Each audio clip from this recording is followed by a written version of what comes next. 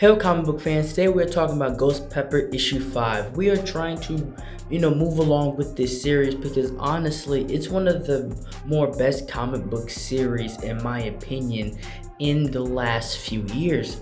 And that's because it does a few things for me. It's provided a great concept, great, interesting, and fun characters, while also providing us this more wide open world. It does really, like, you could be a fantasy fan and still enjoy this story for what it's doing. It's more of a dystopian world, sci-fi style of a comic book, but it still has all these other elements that makes it so special. And it starts off with pretty much would be the enemy side, right? But the boy comes through and he pretty much talks about how his father's being born today. He's no fun. And we see why that is. This man, nerves is shot.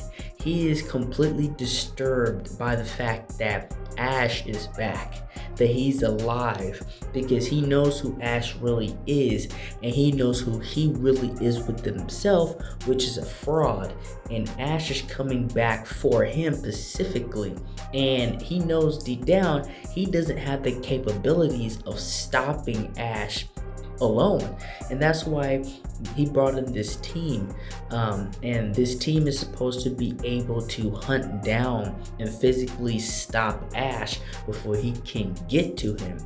And even within themselves there's this conflict. Even within themselves, as you see, he's attacking one of the members right now, and that's because it's not out to the public yet, but behind closed doors, there's a lot going on, just by the sheer presence, just by the sheer knowledge that Ash is still in existence, that he's alive and he's back on Earth, and he is coming for him. Like I said, it's only a matter of time before he actually gets there. That's his only mission. He's like a Terminator, but with side quests pretty much at this point.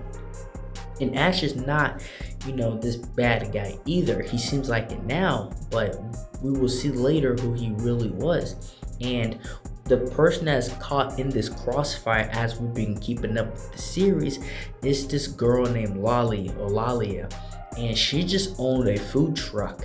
And the part that she plays into it is that she got mixed up in some stuff, and Ash ended up having to bail her out, and then she ended up having to bail him out by him being able to ride with her in the food truck. This story, the concept of the comic is called Ghost Pepper because she's like the best chef around because of her ghost peppers. And the guy that's tagged along with them, this fat guy, he's been trying to stop her, and it's only been last issue where that stopped, because now she needs her food truck repaired, and she pretty much wants to distance herself from the overall issue and problem at hand, because it's not just one person looking for Ash. He is an anomaly that was here before that nobody, at least the elitist part, wants no part of.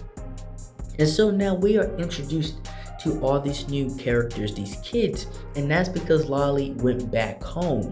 She went back home to get her truck repaired, and Ash is carrying everything on his back, literally. And she's went back home to where you can see, all these kids that miss her and everybody else that's missing, just like a village. Now, here's where the problem comes in. He's walking, he sees this large statue of the very man he wants vengeance on, the very man he wants to absolutely annihilate, because in everybody else's eyes, Baator, he was the guy that saved humanity and stopped the threat. In reality, it was Ash. And we even get this this shot of the past, showing us what happened, showing us who Ash used to look like, and this guy that was supposed to be his partner, his friend. And they only give us a small piece, but we kind of are able to fill in the blanks on what might have happened and took place. And all this does is enrage Ash to an astronomical level. He's like, I'm going to find you and I'm going to rip you apart. Whatever took place within the details of what happened, it was so detrimental that Ash, he can only see nothing but red. He sees nothing but Baatar, wanting to completely put an end to him, because really he was the real hero. Ash was the real hero of the story, and he was cast out or pushed aside, or onto a completely different planet. Now we're back with the story, and like I said, the fat guy that's been trying to stop her, he's drinking his problems, and this lady is talking to him. And we remember her because she was here for the last few issues. She's part of this team, this squad that's supposed to be hunting down to physically stop Ash. And she's very close. She's actually very close to where Ash is.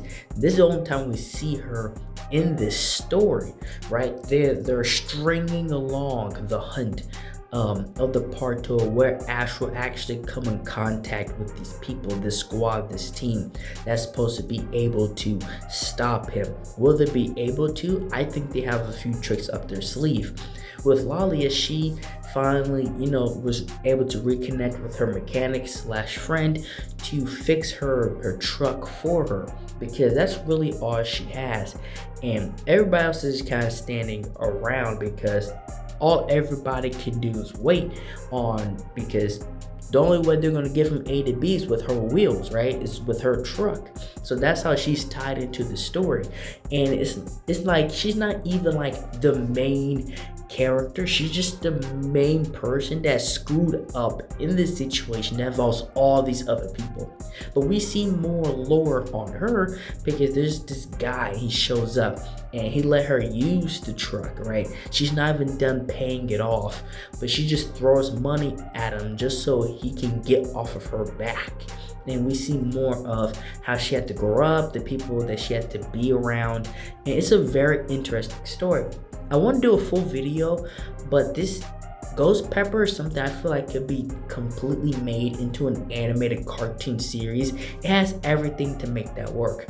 I love this part as well, when Ash looks this guy in his face, because he's like 2 seconds off destroying him before the guy's smart enough to walk off. Ash is not scared of anybody because frankly, he's the most strongest person there. He might be one of, if not the most strongest person in this entire universe.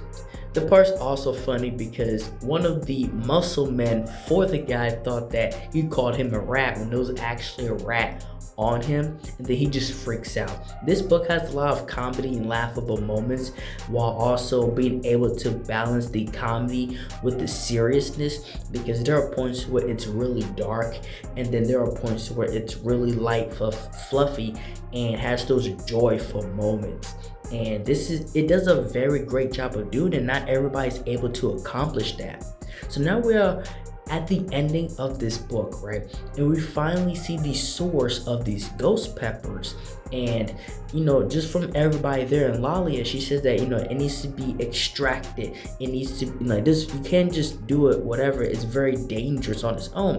Ash decides to pick one and bite it raw, and everybody around him is panicking, but she's like, that needs to be diluted like 1,000 times. Like, it needs to be extracted and handled a certain way before anybody can actually bite into it. It's lethal, it's deadly, it's dangerous. You can't just do that, right? That's why she mixes it in with a whole bunch of stuff, makes a flavor out of it.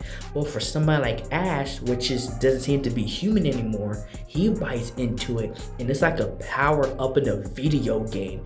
You see his face, right? And like he just hits like this new form. He's like, I love this stuff. And so now, just raw ghost peppers to him, it's like mushrooms to Mario, it seems. It's absolutely insane and awesome. And that's all I have for this video. Thank you guys for watching this video. Like, share, and subscribe for more. And thank you for watching.